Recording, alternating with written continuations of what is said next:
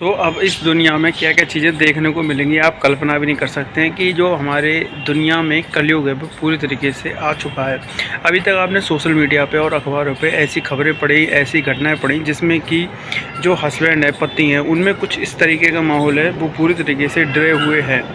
ये आपने कई ऐसी जगह पर देखा है। और ये जो घटना है वो आजकल बहुत ज़्यादा आ रही हैं, लेकिन एक घटना ऐसी है जो कि अंदर से व्यक्ति को, जो माता पिता हैं, वो अंदर से एकदम परेशान हो जाएंगे। और घटना ऐसी है जैसे कि आप ये मान के चलिए कि एक शख्स है और एक माँ होते हैं, पिता होते हैं, वो ये चाहते हैं कि हमारा बच्चा है वो आगे बढ़े, करियर में आगे बढ़े, पढ़ाई में आगे बढ़े और एक सक्सेसफुल हो। और हर माता पिता का यही सपना होता है कि कैसे भी करके हमारा बच्चा आगे बढ़े। और जब बच्चा आगे बढ़ता है तो उससे ज़्यादा खुशी, उस बच्चे से ज़्यादा खुशी उनके माता और पिता को होती है।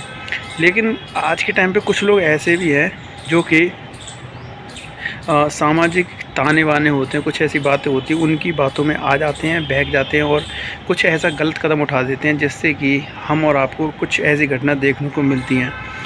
तो दोस्तों, बात क्या है, क्या ऐसी घटना हुई है? तो एक ऐसी घटना होती है गुरुवार को।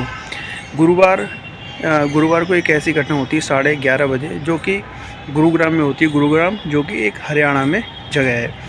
और उस गुरुग्राम में एक जगह है सेक्टर 52 में एक घर होता है और घर में रहते हैं कई सारे लोग। और उसी घर में से तकरीबन 11:30 बजे गुरुवार को एक ऐसी आवाज़ आती है और जिससे कि आस पड़ोस के जितने भी लोग होते हैं वो आखिर ये सोचते हैं आखिर ये आवाज़ है किस तरीके की। और जो आवाज़ होती है वो बंदूक की गोली की आती है।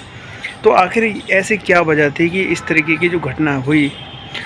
तो दोस्तों, दरअसल ये जो बात है वो है अंकिता यादव जो कि रहने वाली थी उस जगह की, और जो कि एक बहुत ही अच्छी प्लेयर थी, बहुत अच्छी टेनिस की प्लेयर थी। और उनकी जो उम्र थी वो महज 25 साल थी। और उन्होंने कुछ ऐसी इंजरीज हुई थी, कुछ ऐसी उनके संग में ऐसा घटना हुआ था जिससे कि उन्होंने अपनी जो टेनिस की जो खेल था उसको उन्होंने छोड़ दिया। उसके बाद उन्होंने एकेडमी खोली थी और उसमें वो सिखाने का काम करती थी।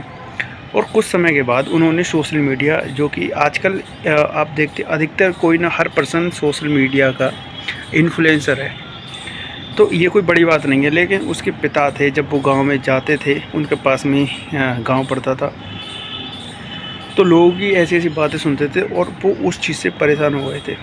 और इस चीज़ से प्रताड़ित होकर उन्होंने मानसिक तौर पर इस तरीके से प्रताड़ित थे।